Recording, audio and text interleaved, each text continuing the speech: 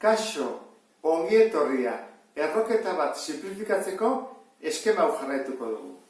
Lehenengo pasatuko dugu zatikizko berretzailera. Gero hasiko gara zatiki hori simplifikatzen, eta laburtezina lortu dugunean, bihurtuko dugu berriro berreketa. Orduan hortarako bi ariketa ditugu. Lehenengo hau. Zer egin baduguna lehenengo, zatikizko berretzailera bihurtu. Orduan, 8 hau pasa behar dugu lauren zatitzaile bezala. 3 behar, lau zati 8. Horatu, 8 hau zatitzaile bada, baina berreketaren noski. Berdin, orain hasi behar dugu simplifikatzen. Biak zergin simplifikara daitezke laukin ez da, orduan, lau zati lau bat, eta 8 zati lau bi. Jau da laburtezina, ezin da gehiago laburtu. Orduan, orain, erroketan moduan jarriko dugu, bi hau, zatitzen dagona, pasatzen dugu nera. Bi.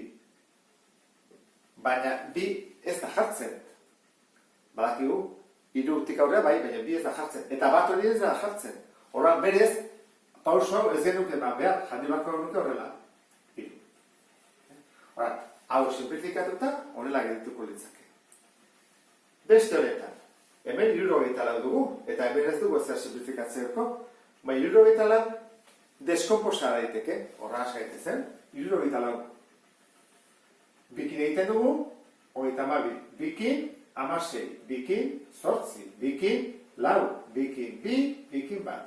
Zer bada, bat, bi, hiru, lau, bost, 6, beraz da, bi, ber 6. Horran jarriko dugu horrela, bederatzi, eta hemen, bi, ber 6. Horrein bai.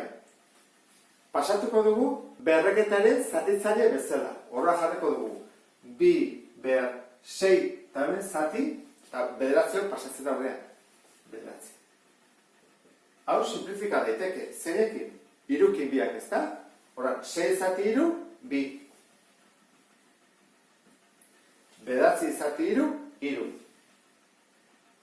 Hurrengo pausoa. 3 hori kendu egin behar dugu. Eta erroketa moduan jarriko dugu. Jarriko dugu erroketa moduan, zaila laburtezina lortu dugu. Jartzen dugu hemen 3, eta ondo dago, 3 jarri behar da, bi ez, bai 3 bai, eta hemen dugu, bi ber bi, boikoa, bi. Horrela ez dugu utziko ez, bi ber bi jarriko dugu lagu.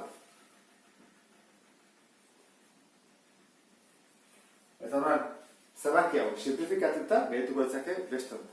Eta ulertu duzulakoan nola simplifikatzen diren, beste bat arte. Agur?